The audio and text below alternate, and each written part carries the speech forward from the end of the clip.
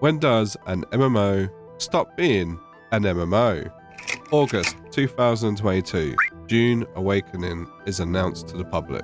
It is labelled as an open world survival MMO. 2 years later, the official story cinematic is released, once again labelled a survival MMO. And then as it got closer to release, something strange happened. In October 2025, they dropped the MMO tag.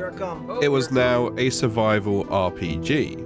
Over the years, Funcom had become well known for releasing MMOs. It'd been working on Dune Awakening for the past 6 years. And as you can imagine, a lot of people were excited for a Dune-themed MMO, so much so that they gained over 1 million wishlists on Steam, and that was before dropping the MMO tag. So why did they relabel it? Was it simply a marketing ploy? Or was it just a very badly designed, massively multiplayer online title?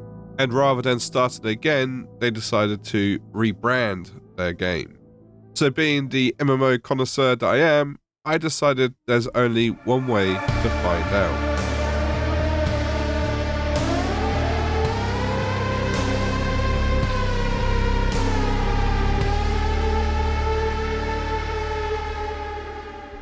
Are the rules? What are the rules? What are the rules? What are the rules? So before we get started, I think it'll be good if we set some ground rules, especially if we're going to try and judge this game as a MMO. So first rule to set us off is no Google and no wiki pages. I don't want any outside influences. I'm going in blind. The game will be whatever it's supposed to be. Rule number 2. It's a MMO, so therefore I need to be social. I must make at least one friend and go on one adventure. Rule number 3, no using YouTube clout to get free stuff. I must do everything by myself unless it is gifted to me by a stranger just because they're being nice. And final rule, just to add a little bit of spice sand to the mix. If I get eaten by the worm, the video ends. Tight, yeah. Or I just delete my character and start again. I guess there's only one way to find out. By the way, this video took an absolute age to make, so if you want to show your support, please, for the love of God, leave a like.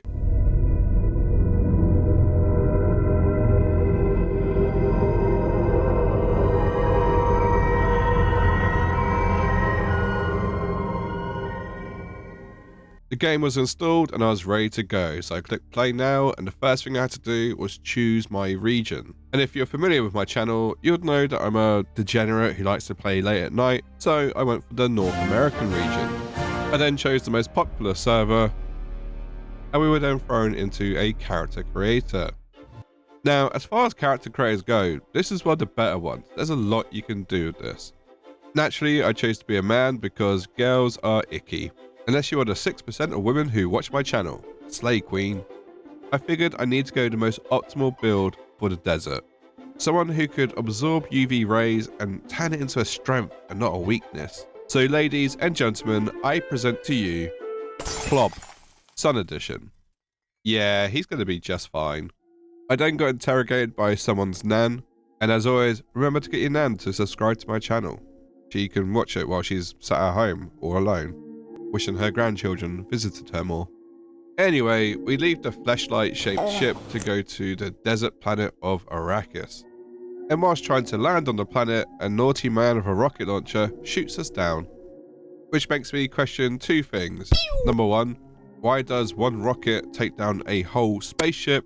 And number 2, what the fuck is this guy's problem? And worse still, he goes around stabbing any survivors, where he then looks particularly happy to see me and drags me away to a cave for God knows what sort of fun. Thankfully, I wake up dressed and unharmed, and more importantly, ready to play Dune. Honestly, I was scared this was going a different direction. Because of the implication. We are then thrown into a quick tutorial where we learn the importance of drinking water. Women don't drink water, ever. Crafting items, mining rocks, and of course, combat. In a funny turn of events, we are now best buds with a guy who shot down our spaceship. We then fly into a sandstorm, which causes me to put through my second insurance claim of the day. In other words, we crash the ship and I have some extreme whiplash. But at this point, I am tutorial free and I can go do whatever I want, which at this precise time was run the fuck away from the giant sandworm. I was given the task to go research some clothing because apparently shorts and t-shirt isn't appropriate in Arrakis. I found another player's home, but the door was locked. However, this did indicate that there might be at least one other player playing Dune with me. I've played enough survival games and seen enough Bear Grylls to know I needed to go build a shelter. So I did the usual survival thing of picking up any basic materials I could find. I then used these materials to craft myself some more appropriate attire. Oh yes, very nice. It is a lovely fit. I'm not too sure about the lapels. Too jazzy? And then I went looking for a spot to build my humble abode. Rule number 1 of any survival game, don't build in the first place you land. You tend to want to go further afield because the resources will be better. You don't want to be the noob in the noob area, you want to be the noob in the better resourced area. Which meant I had to cross the desert, and it was fucking terrifying.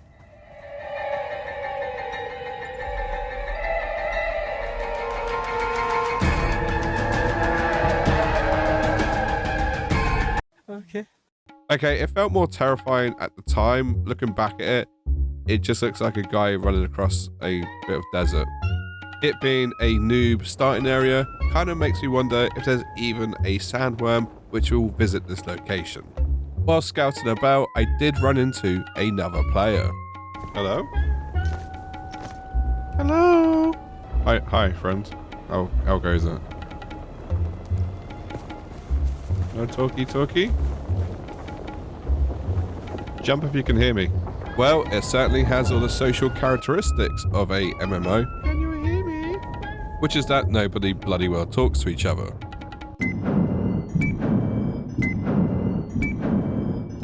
I'd been playing for just over an hour and I was ready to settle down and make my homestead. I went for a south-facing location with a good school catchment and pretty much no one else around me. And just like your dad was thinking when he met your mum on the first night that you were conceived, she ain't pretty, but she'll do. And also, she looks better from the back. While I was out exploring some more, I ran into another player. Hello? I went through the usual motions of saying hello about 50 times before they responded. Hello? Hello? Don't run away now. Hello, friend. Hello? Can you hear me? Oh, you can? Oh, awesome. It's my first day. I am exploring. I come from a distant planet. From far, far, far away. It's really far away. Now, do you come from a distant planet far, far away from here? Yes. I don't know the name of it, but it's very far, far away. I'm doing something for the Landsrat. I don't know what that means. Well, you said you just started, huh? Yeah, I've been like an hour into the game. You're not No the way. first person I've met. Oh, shit. You got old school gear on. What mission are you on?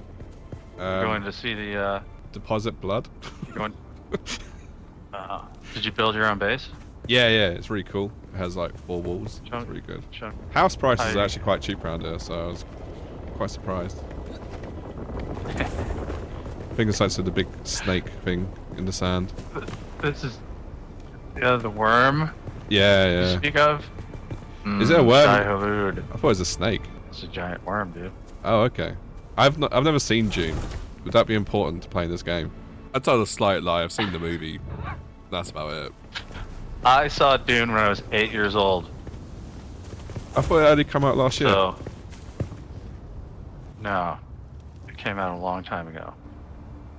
Wait, is there like another Dune I need to go watch? That Timothy Chalamet? Is that the one I need to watch? The best one is the old one, in my opinion.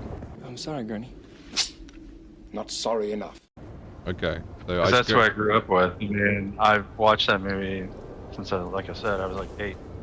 My mom rented it. I watched it on VHS. Oh, what the fuck was that? That's sand. That's the spice blow. I don't know what that means.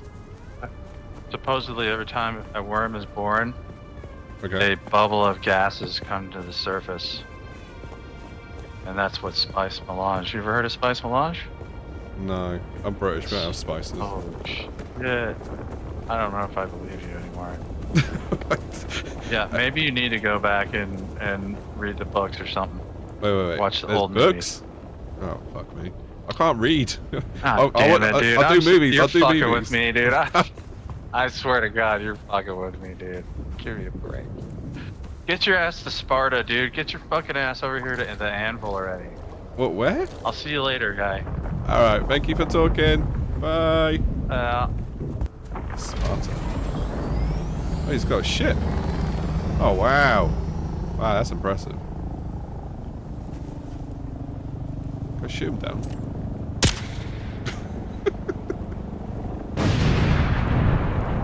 Oh, no. Hot mic. And just like that, I had my first proper interaction on Dune Awakening.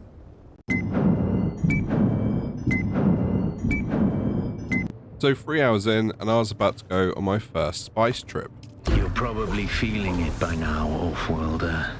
Spice. It's a hell of a drug. It's everywhere on Arrakis, and triggers some very vivid dreams. I wonder if this is going to top that time that I pranged out and watched Peppa Pig.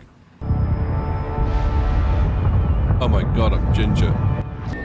7 tests, 7 steps. The only true death is stagnation.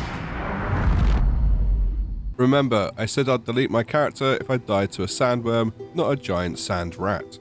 But anyway, what that giant rat was trying to tell me is that there are 7 trials I need to complete as part of the main story questline, with each one unlocking a new skill or ability. Speaking of which, I was unlocking new things to craft using my intelligence point, which arguably is very MMO-like, having a in-depth crafting system. You could also use skill points to unlock passives and different abilities, which were spread out amongst 5 different classes. Although I opted to be a trooper when I made my character, you can unlock the other classes the more you play. There's also an option to customize your clothes, and everyone knows fashion is endgame in an MMO. So far, my experience with this game had been very MMO-like. Even though it heavily leaned into survival gameplay, such as having a first meter and then having to stay out the sun, it just had a mistakenly MMO vibe about it. But we're only 3 hours in, things could change in the future. I decided to head over to the trial and get this main story questline well underway. My only issue was, I had to walk it. And with no other options, I figured I just had to go for it. I just had to run across. For some reason, I figured if I do baby steps, maybe the worm won't get me. And then I just chucked that idea out the window and just carried on running. At this point, I'm questioning if sandworms are even real or not. One slight jump scare later, and I'd made it across. Turns out it wasn't that hard after all. With my newfound confidence, I was able to do a lot more exploring and just getting a feel for Arrakis. Although every now and then I'd get reminded as to why I shouldn't be too overconfident. I think I just shit my pants. One thing I did come across was an abandoned base, and inside there were a few gifts. I mean, this feels like cheating. This feels like cheating. Oh man. This definitely feels like cheating. I did manage to find the trial, and it had me snort some spice. Oh god, don't do spice. Not even once.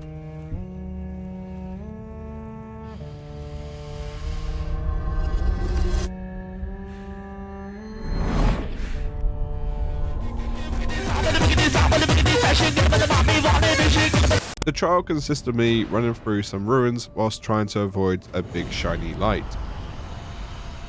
And by the end of it all, I was truly tripping off my balls. I woke up feeling dazed and confused and with the squits, but for the most part, I was okay. I felt like it was time that I made myself some transportation and go explore further into the desert.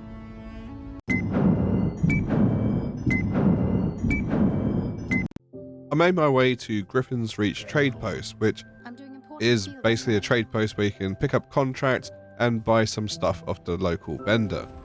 And this is when I found someone's ornithopter just parked outside. And I totally didn't try and steal it. But more importantly, look at that view. It turns out I was not alone. Yeah, how's it going, Plop? This here is Slizzy, and he is a living legend because he answered so many questions of mine. You see many players or not? I felt like it was just so dead all the time. I never saw anyone. But this time around on this server specifically, like I see people all the time. I asked how PvP worked because so far I hadn't seen any, and he advised that it was all basically PvE apart from shipwrecks, which were PvP. In the deep desert, that's where you go if you want to do your hardcore PvP. The first PvP zone you'll run into is like right when you get into the next area, north. I've never run into anyone in that first little shipwreck where like you'll get like a pop-up, a countdown saying you're entering a different zone. I asked what I should do about my base because I'm still in the noob zone, but he said the game would prompt me to move it anyway, so just wait and be patient. When you get to the next zone, it'll tell you to like abandon your base over here, so just like put everything that you need on your sand bike. So obviously I asked, how do I get to the next zone? Yeah, that's the next zone. It's the eastern, well there's like the western and then the eastern Vermilius Gap. Oh wow. And I had to ask, what happens if you do get eaten by a sandworm? Because so far, I hadn't experienced it yet. I got eaten when I first started playing. Oh my god, that's the most rage-inducing shit ever. You lose everything. Okay. You lose absolutely everything. You can do the dance, can't you? Like the weird step thing. No, like the movie? Nah, yeah. I don't think so. No? That'd be funny as fuck. I was hoping you could do that. Thanks to Slizzy, I felt more prepared as to what I needed to do next. However, I did feel slightly more terrified about the sandworms and the possibility of getting eaten by one. With that, we said our goodbyes and we went our separate ways. Shout out to Slizzy for just being an absolute legend.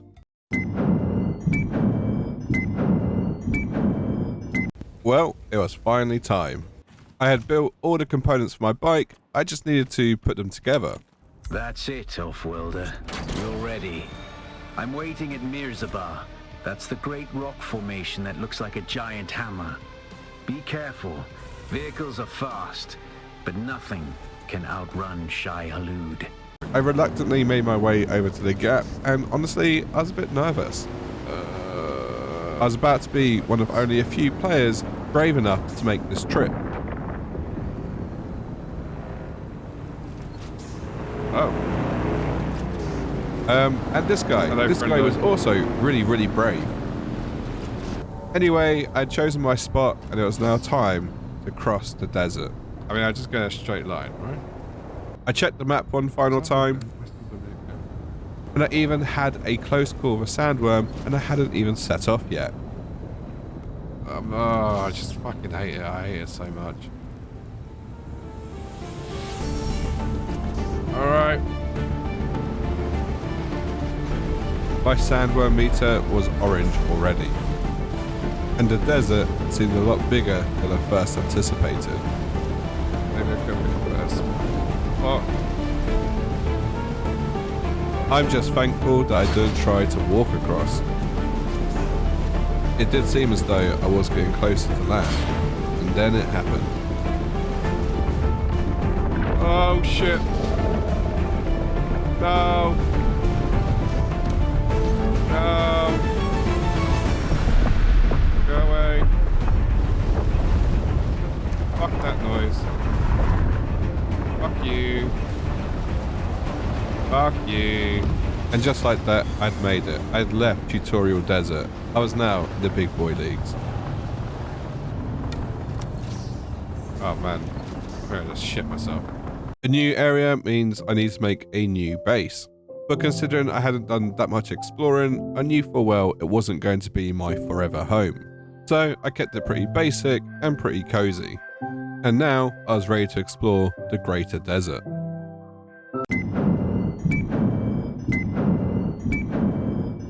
Now that I'd officially moved locations, I decided to go back and destroy my old base and bring all the resources back to my new homestead, which was certainly a bit of an adventure. This new area was massive and had a lot more curiosities to go and explore. It seemed to be vertically a lot bigger, and of course there were resources which were just not available in the newbie training desert area. And there was of course a lot more signs of life. I mean, there was player houses scattered all around this area. Matey Boy was at it again though, shooting down spaceships. I guess everyone has to have a hobby. And most importantly, I was tasked with finding the Anvil trading post. Lucky enough, it wasn't too far away. The key difference between this trading post and the Griffin one is A, it's in a more popular area, and B, this is the place you go to kick off your faction quest.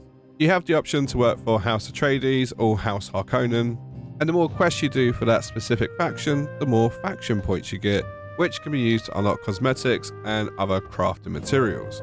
But more on that later. I don't know why, but for some reason after 10 hours, the area chat actually started to pick up a bit. All of a sudden, I didn't feel so alone, and you know what? There was somewhat of a MMO feel about it. Fun fact, I was actually playing this before Update 3 released, which brought in many quality of life updates, one of which was removing taxes due on your property. We hate the rich. Anyway. Too much. Aren't you the rich? No! That's right. Not only do you have to keep your house powered indefinitely, otherwise it'll fade into dust, you also have to pay taxes on it. I thought this was a survival RPG, not a life sim. Anyway, this was a welcome change because at this point in time, I had no money to my name. You're broke!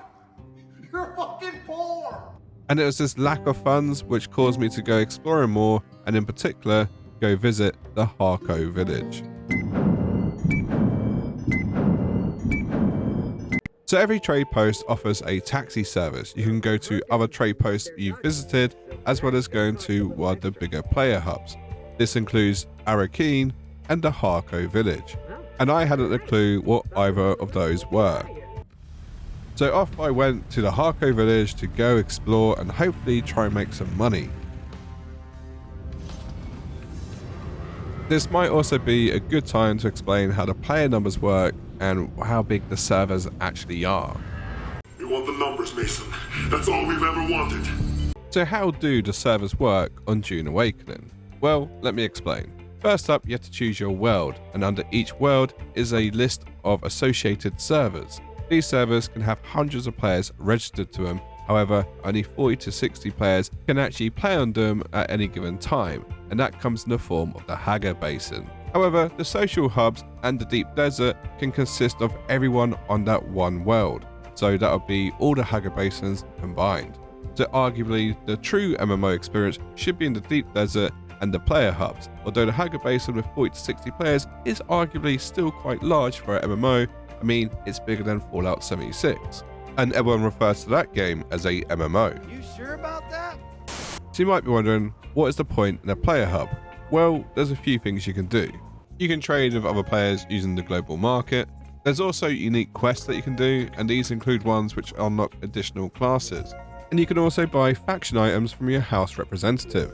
But most importantly, you could socialize with other players. If you want to check out my base, you could. It's getting close to dinner time, so we'd have to be quick. I'm sure you want to rather do your trooper trick. Keep going. Look me up. I'm on Tharwa. I will remember this day. Tharwa. I was actually really surprised as to how social this game was, and yeah, it kind of escalated.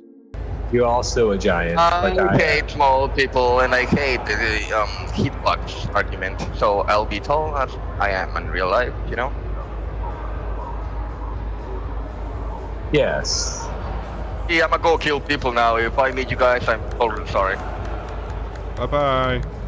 You must be careful of that person. She's not a nice person. Oh, okay. Hello, Shaka. Shakalaka. Boom, shakalaka. Oh my god, there's a game. Guess you have a phone. Hello, June Man. Jesus Christ. I approve of the outfit. Dune Man. Oh my god, what the hell? Soldier. He gets it. Look at his chiseled nipples. You could cut titanium on those. Oh my god. What sort of bar is this? You get it too. I'm made for the desert. You're like a dwarf. You're like a dwarf companion. I'm the most optimal spec for the desert. I'm not gonna lie, it got weird quick, and I was okay with it. These guys seem pretty cool. I thought tonight was boys' night, and tomorrow is ladies' night. Ah. Oh, it is boys' night. All right. Welcome to boys' night. Look at me. Look at me. I'm that pool guy. Yeah. Take that, pool. No sandworms here. Well, there's at least one sandworm. More like a sand snail or sand slug. It's like Elder Scrolls Online. I'm just impossible to kill if you're trying to kill me with melee weapons. What is this Elder Scrolls Online? That sounds horrible. Look, I don't say this often, but so far the social interaction in this game has been 10 out of 10. The community has just been so friendly and welcoming. But sadly, the adventure must continue, so I bid good day to Lioncourt and I headed out. Lioncourt, you were an absolute legend. I love your mascara and your lipstick, sir. Lipstick? No, this is all natural. Jesus Christ. Okay, so we were over 20 hours in now, and we were exploring the overland a lot more. In particular, I was trying to do more quests and even discovering some of these test stations, which were essentially like public dungeons. One thing had become very apparent. I had picked an awful location for my second base, which meant, you guessed it, it was once again moving day. This time I decided to do the smart thing and build my base right next to the Anvil trade post. I also put a little bit more effort into this build because around me were a lot nicer buildings, so I don't want to be shown up. One thing had to be said though, it was a bit of a rowdy neighborhood. But I enjoyed it because there's always something going on, there were always people to meet, and there's always something ready to shit you up.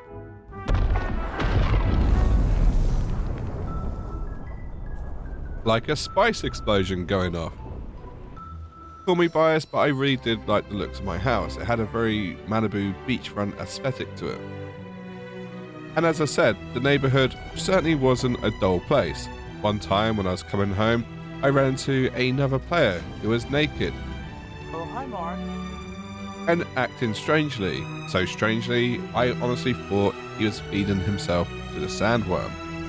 It turns out a lot of vehicles had been abandoned at the trade post. And this strange character here, O'Malley, was actually taking it upon himself to feed the ornithopters to the worms. Apparently, they'd been left there for months and were becoming a bit of an eyesore, so it's good to see a community feel around the neighborhood. And O'Malley here, although he doesn't seem to have a microphone, was more than happy to chat to me and give me some advice and answer some questions I had. In fact, throughout the whole 100-hour playthrough I did, I saw his name constantly popping up and helping other players. He really is a legend on the server. And I know I've called everyone so far I've met a legend, but O'Malley really is a legend, alright? So, shout out to O'Malley. 25 hours in, and I was getting quite comfortable with the game. My base was coming along quite nicely, I was researching new items, and I was leveling up quite quickly. But be warned, the desert is full of terrors, and I got caught unaware. You see, I forgot the greatest threat in any desert: quicksand. Son of a... And my bike got completely stuck in it, and the more I tried to get it out, the more noise I made, which started to attract the worm. So I abandoned the bike, but unfortunately, I was still only halfway to safety no matter what direction I went. And there's only one thing that can make this situation worse. So I just went straight through the quicksand, which probably wasn't the best idea. But the thing is, when you panic, you do stupid things. And I didn't want to lose 25 hours worth of progress. However, to my surprise, the worm stopped. I don't know if it got stuck on the quicksand or it just stopped being interested in me. And it was at this precise moment I remembered I have a grappling hook, which I couldn't use because it's quicksand. But luckily for me, the worm didn't come this direction. For whatever reason, it couldn't make it through the quicksand, which meant I got away scot-free. I got very lucky. Honestly, if I had died at that precise moment, I think I might have rage quit the game. Despite the setback of having no modes of transportation, I carried on my quest. I mean, it was right in front of me. It seemed stupid not to complete the task. Unfortunately, I might have been undergeared and underpowered to actually take on these enemies. So it took quite a while to get through them. And then I came up against something I didn't expect.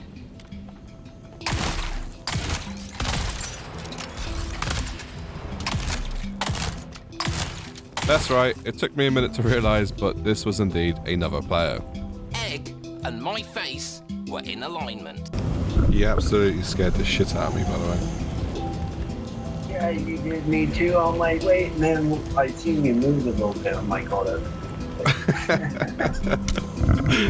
oh my god. So there I was making a friend in this survival RPG. Remember, it's not an MMO. And something happened. My dog threw up. Yep, my dog threw up and I had to go deal with it.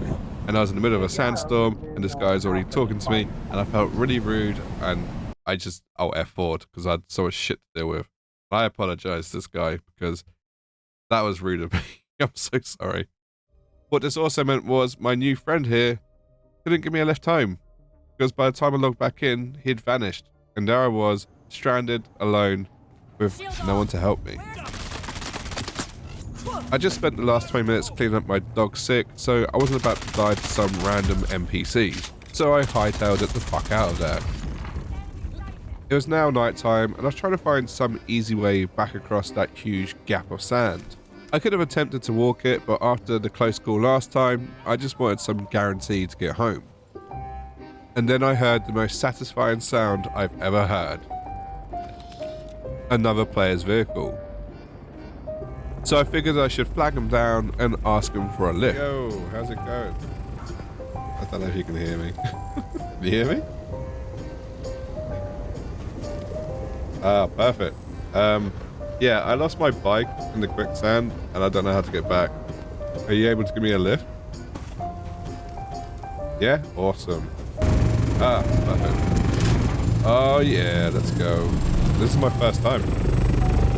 I'm not gonna lie, I generally was suspicious and thought he might troll me somehow, like just eject me over the sandworm or something. He like the designated driver around there. Uh-oh. This caught me off guard, but it's just the glide feature that's built into all the ornithopters.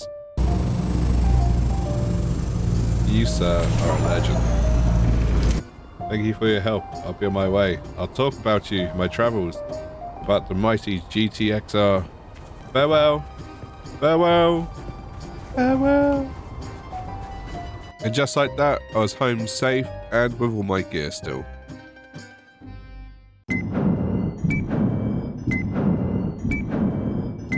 Before I started playing this game, I was under the impression that it wasn't doing too well, that it was dead.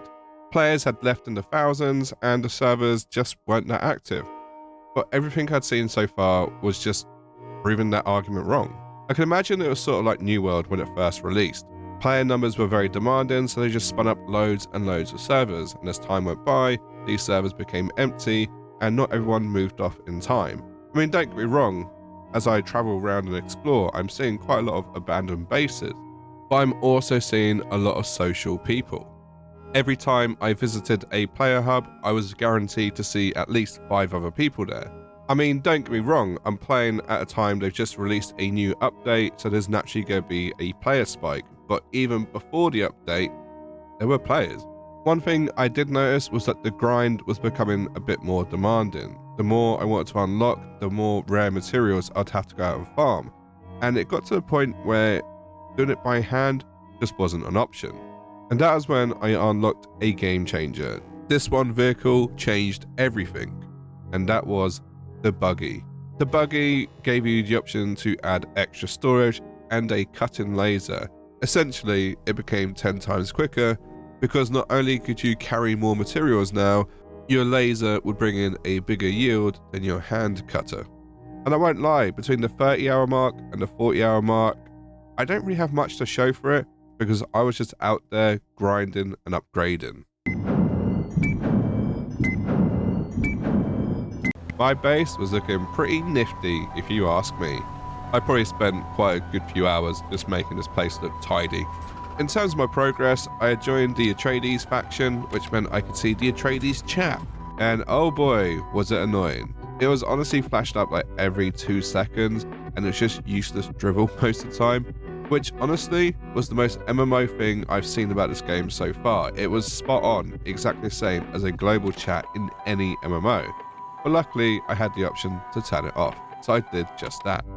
In terms of my wealth, I hadn't really played too much of the player market yet, but I did make 300,000 selling some aluminium, so that's pretty decent. In terms of my own personal progression, I was now level 84. I was also a level 2 trooper, and I was slowly getting through all the things I could unlock.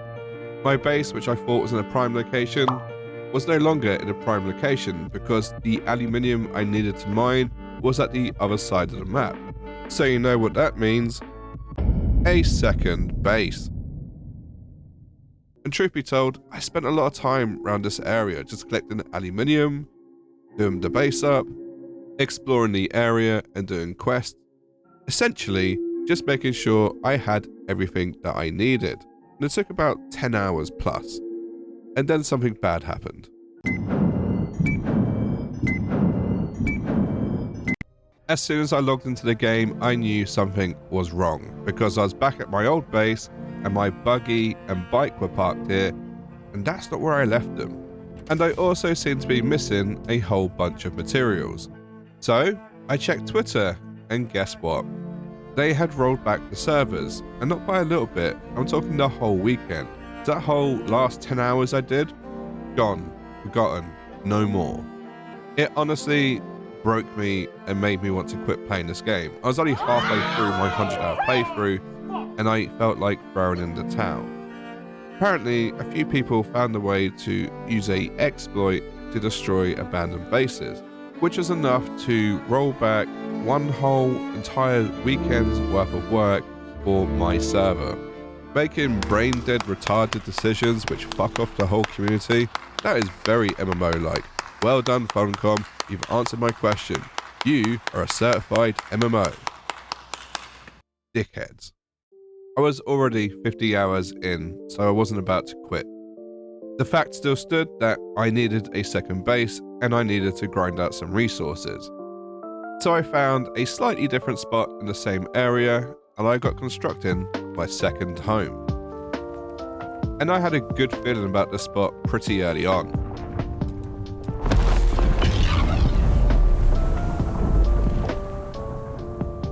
A spice explosion that close to my house? That could only be a good thing. It was very shitty to lose all that progress, and to be honest, I'm glad I didn't lose more hours. The silver lining was, I do feel like my second base now was 10 times better than what I had in mind, and the neighborhood wasn't that bad.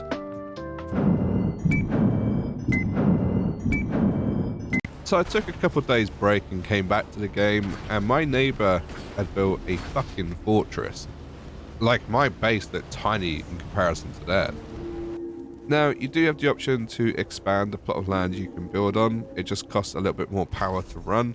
And to be honest, with the way my neighbor was building, I felt like I better claim the land in front of me and around me. Technically, there's no PvP in this area, but right now, it was plot versus plot. And I need to make sure I kept mine. But I didn't want to be a bad neighbor, so I went and introduced myself. Greetings, neighbor. How goes it? Hey. I see you have a big castle thingy here. Yeah, it's a work in progress. Yes, yes. I'm part of the Homeowners Association, and I just want to, introduce you to the neighborhood, make sure you're settling in fine. If you got any questions, feel free to reach out. I appreciate that. Am I breaking any rules? I'll let you know. I mean, it is a bit dull. it seems okay though. It's very impressive. It's I'm just playing around with different ideas. Right. Just make sure that any ideas you have, please submit into the Housing Association, and we will make sure they're valid. And that takes about 14 days as well before we can approve. So just give us some time. Yeah. All right, I appreciate you. Thank you. Well, if you need anything, I'm just in that little house there, the small house, but it's bigger on the inside, as they say. Yeah, it's nice and quaint. I like it. Thank you, thank you. Anyway, I need to write some letters and citations to the other neighbours. So I'll see you around, good sir. Bye-bye. Hey, buddy. Appreciate you. And that is what we call asserting dominance.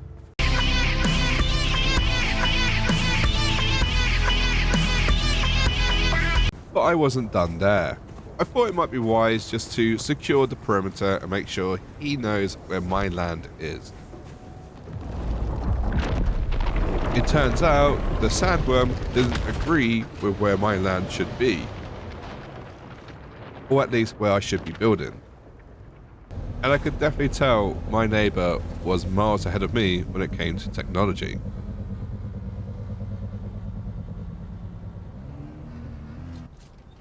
So I built a third floor to my building to assert dominance, and more importantly, a shed.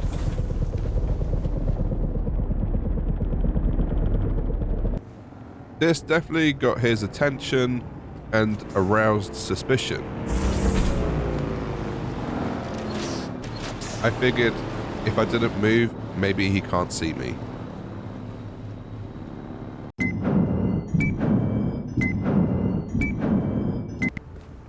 It took me a while, but I finally got there. I finally mastered the art of flight. This was about to be a game changer. But then I was rudely interrupted. Hello? Hey. Is that your little hut down there? It might be my shed, yes. Interesting. It's just a shed. I do shed stuff in the shed. Well, it's in the. You ever need anything? I've looked at the Home Owners Association newsletter, and this is perfectly fine to have a shed in your back garden. Yeah, no, that's good. I listen, man. Build where you can build, but I'm not gonna lie. I kind of got creeped out a little bit. Why? And I came back to base. You're sitting in there, looking at my base in the middle of the night, all alone. No. You okay? No. That wasn't what was happening.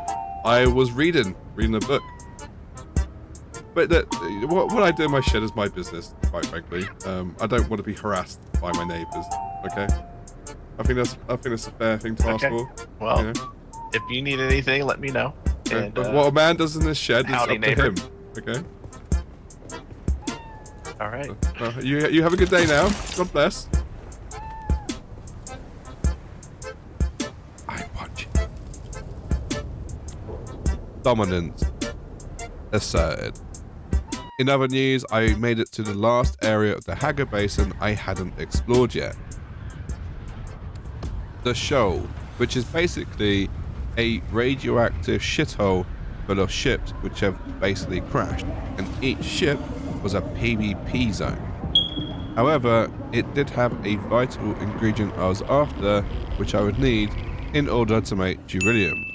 And that ingredient was jasmine crystal, which weren't hard to come by. It's just the fact that you are basically in a super radioactive area, and they weren't the easiest things to get to. For now though, mining by hand would do. I just needed enough to go make some extra gear. Just like the aluminium, it was a bit tedious going back from A to B, and if anything, I'll probably need a third base. But for now though, I was one step away from endgame.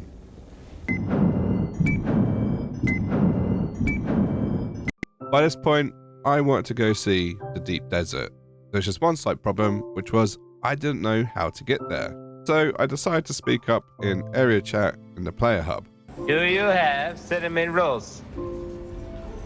Nah, I don't, bro. What could go wrong? Y'all be really talking too much. Wait, you do? Bro, shut up, you incel. Just fly to any edge of the map. You're gonna go to the overland map. So I just fly outside the walls, then it will take me somewhere. You can edge my map. Ooh.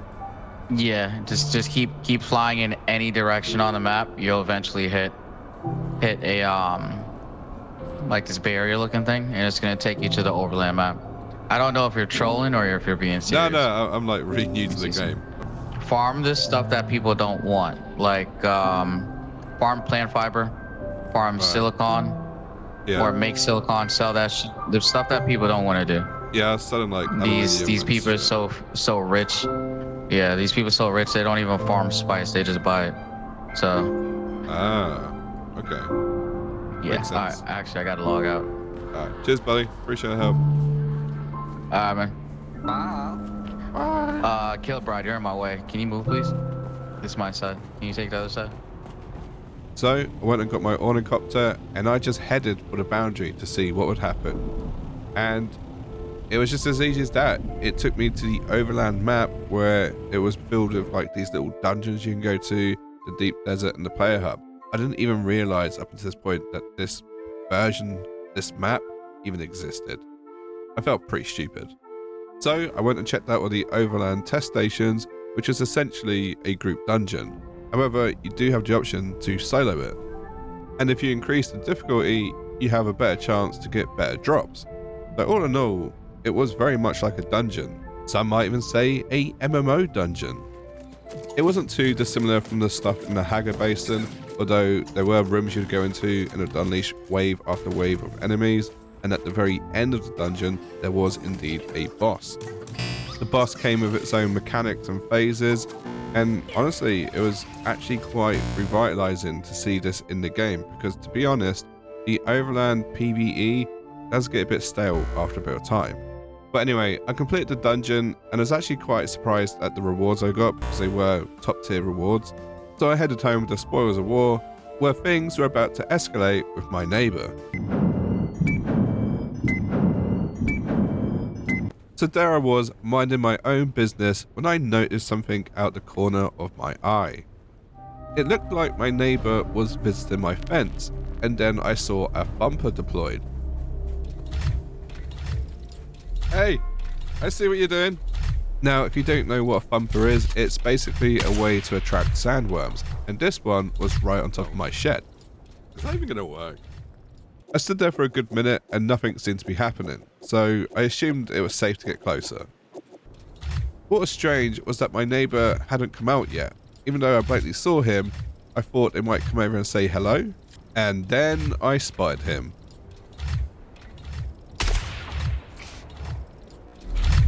What's going on here? There seems to be a little thumper next to my shed. What's this bothering me? You see who it was? Was it you? Wait, I thought it was you who done it. Did you see who did it? Oh, a guy dressed in black. I can't even pick it up. Oh. I genuinely thought it was you. That's hilarious. With our little conversation yesterday, I could imagine, yeah, I probably would say the same if I were you. Well, he ran off towards your base, so I thought it was you. Because there's a fine line here, so I think you're good. Yeah, well, that's on the line. I failed on the first shed and got eaten by the worm. You upset anybody else today? No. I don't go around upsetting people. I like this. It's looking good, man. Thanks, man. It's definitely got a lot busier around here. New neighbors moving in. It's a good spot. I think it's a good spot. We got a good view from here. We got the beautiful desert. We then got on the topic of the deep desert and the fact that I hadn't been there yet and I wanted to see, is it worth going to? And that's when we came up with a plan. So there's a really big vehicle you can build that is basically a massive vacuum to vacuum up spice in large amounts. Oh, okay.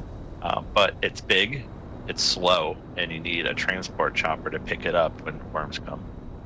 Because they can't outrun worms. So. Will you be providing the chopper and the transport vehicle? Oh yeah, it just requires trust. Like you would either control the vacuum or the chopper, or vice versa. Like I'll fly and you can scoop up the spice, either or. Yeah, I'm down. Just some coordination, that's all. When do you want to do that? Have you got it now? So guess what we went and done? We headed to the deep desert where I was going to be the Hoover driver, whilst my neighbour Honik here would provide Overwatch. Now, a few fun facts about the deep desert. It has changed recently so that only half of it now is full-on PvP, whilst the other half is PvE.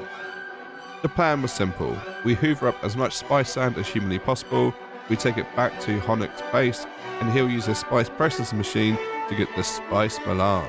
The only issue was this might take a few hours, so how would I get my cut?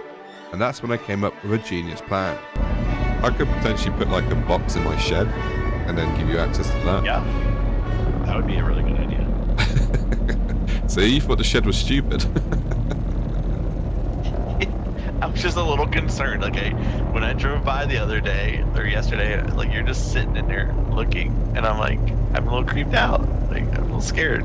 Like I'm gonna get murdered. It's just my shed. It's my private place to do private things. This is my own private domicile and I will not be harassed. Bitch!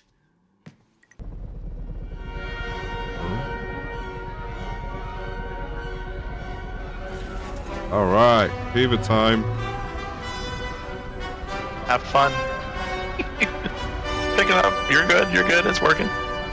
Little too fast. A little slower. There you go. That's perfect. I've not been eaten by a worm yet. I'm too afraid to get eaten by one. For your first time there. Look at you. You know, I've driven a Hoover before, you know.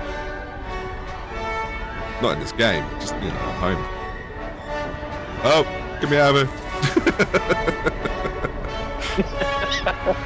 Oh, it's miles away. Clean lines, man. Clean lines. Look at all that left over. It's my first time. Just a rookie. It's my first day. Oh, we're just gonna go. He's circling. Is he coming back?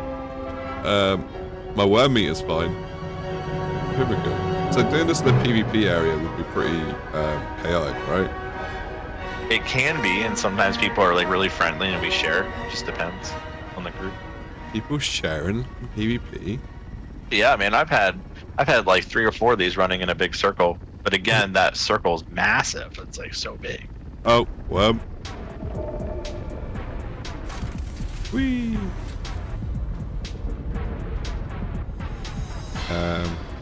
It's very orange. Very nervous. Oh, worm.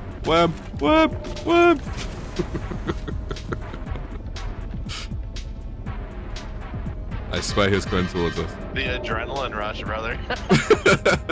Get so nervous because like there's so much on the line. So now we're heading to PvP. See a notification? Yeah. So if things start popping off and we start getting shot with rockets and stuff, I will fly directly south ASAP with you, okay? Yeah, that's cool.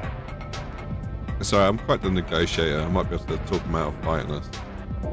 You might. Sometimes you can do that. You can be like, hey, I'll share the, split the profits with you if you, like, give me safe passage. No, I just say, like, I'm in a clan with 100 players, and I will mark you dead if you attack us. People respond well to threat. Do you not know who I am? You know what really sucks is when you're out here doing this and then your pilot disconnects. Don't say that. Oh, worm.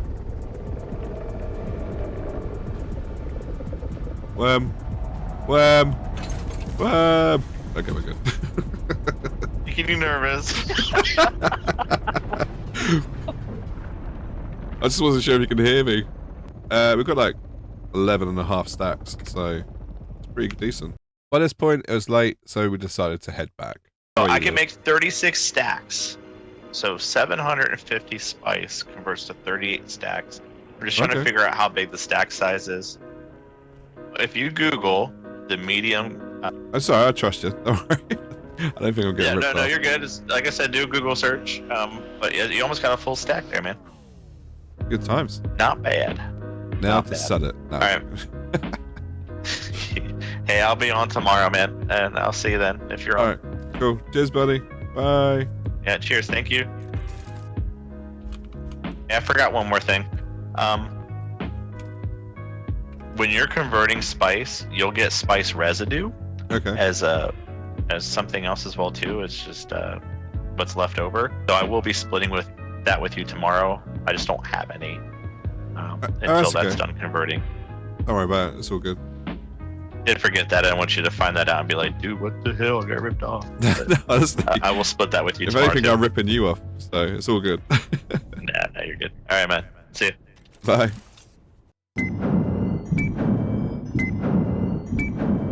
So after 80 hours, I was just kicking back and chilling. I was just happily going around, mining materials, exploring the map, and making money wheeling and dealing on the global market. Oh, and I also ended up with another new neighbor who moved in pretty close. And after setting some ground rules, we got along fine. That's also my shed down there. See that? That's my shed. It's a very special shed. Just one rule, don't go in my shed. Don't go in my shed. Oh, no, you're good, you're good. I have, it's me, my house, my shed. Oh, and I also built a mailbox. There's also a mailbox, like, I think it's kind of nice with mailboxes. You can, like, you know, send each other messages, all that cool stuff. I'm not sure who it was, but on regular occasions, I'll check my mailbox and find it full of lube. It was perfect. I also made a third base in the radioactive zone, so that made mining a lot easier for me. And believe it or not, I was also social in area chat and arranged to do some overland test stations with another player. And we killed it, we had fun. This didn't feel like a survival game to me anymore because quite frankly, I was thriving. Okay, I have a slight confession to make. I didn't play 100 hours of Dune Awakening. I'm currently up to 118 hours and I plan to play it some more. But let me give you a rundown as to how far into this game I actually am. I made some improvements to the shed. It now has a bed and a chair and a nice little plant. And the window is now bigger. And yes, I still get lube sent to my mailbox. I expanded the plot above my base so I could actually build taller. And I have 2 landing pads, one for my ornithopter and one for my assault one. I'm probably going to make a third one when I get my cargo ship. And I also have my own medium-sized spice refiner. I also bought the area just outside my neighbour's house so I could build another shed potentially. I'm still awaiting sign-off from the housing association though. I'm expecting it to come through any day now. And yes, I still speak to both my neighbours. Trading has been going well and I expect to make my first 100 million by the end of the month. I have been mining resources in the deep desert, mainly in the PvE area because I see no point to do the PvP just yet, but more on that later. I also have a third base in the deep desert. I have had countless close calls with the sandworm, but it still has not eaten me. A personal achievement that I don't want to change anytime soon. In terms of the main story questline, I've done the 7 trials, and I don't feel any better off for doing it. I'm yet to experience PvP, I've been to countless shipwrecks, including ones in the deep desert, and I've not met anyone. I probably need to join a big guild or something, but judging by the zone chat, it seems quite toxic and super gay. Despite numerous server outages / maintenance, their latency on this game has been absolutely dog shit, which is annoying because it never used to be this bad. So yes, there is a lot of good about this game and there is a lot of bad about this game, but the main question is it actually a MMO? And whilst me and my neighbour were actually out hoovering spice, we might have come up with the answer. Did you get this game because it's a survival game or because they said it's a MMO? Both, and plus I just love Dune, period. There's books, the movies. Right. Yeah, I got told this was a MMO. I'm not sure if it is. Yeah, it's not. I'm sorry. But I like survival games. Very good MMO so in the MMO aspect, unfortunately. I mean, it is quite social. Deep Desert is shared between like the entire like cluster, which is nice.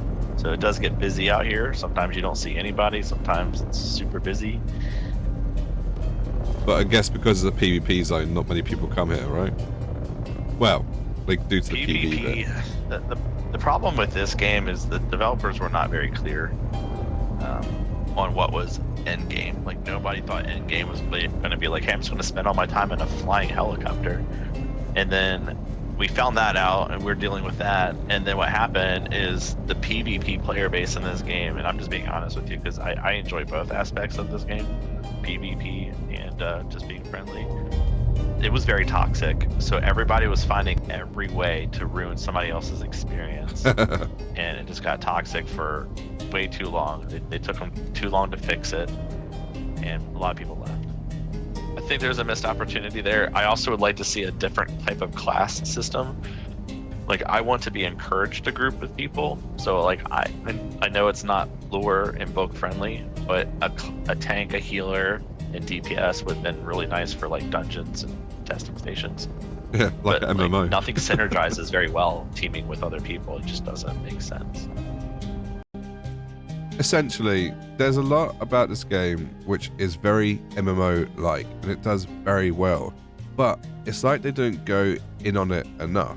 The player trading, the guilds, the social elements, the player hub, all great MMO aspects. But then you have the factions, and they make no sense. When you do the deep desert, it doesn't matter what house you play for, because it's a free-for-all. And it feels like if they had just honed in on that faction war a bit more, they could have actually achieved a really good MMO balance here. Honestly, I think the PvE in this game is okay. The bosses are really good, but it does get a bit bland. And the test stations make it so much better because it's actually a challenge, but there's no group finder, which honestly would actually help quite a lot and keep everyone being social. And in regards to PvP, would it really be that hard to set up some matchmaking? I don't think this is a survival RPG, and I don't think it's a full-on MMO. I'd say it's a MMO light with the potential to be a much bigger, massively multiplayer experience. And I'm going to keep playing until I get bored, and I hope that Funcom release more multiplayer aspects and make this actually a half-decent MMO. But anyway, my 100 hours are up, and if you enjoyed the video, please leave a like. And if you want to see more content like this, by all means subscribe, and maybe comment down below the next MMO or fake MMO I should check out next. And as always, if you want to support me further, I have a Patreon and YouTube membership. Anyway, catch you in the next one. Bye bye.